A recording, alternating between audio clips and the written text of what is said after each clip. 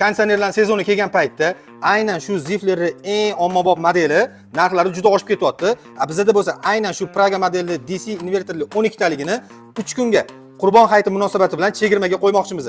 Chunki aynan shu modeli boshqa modellariga nisbatan feni ham, motori ham ancha katta. Fenining o'zi razmeri 885 mm.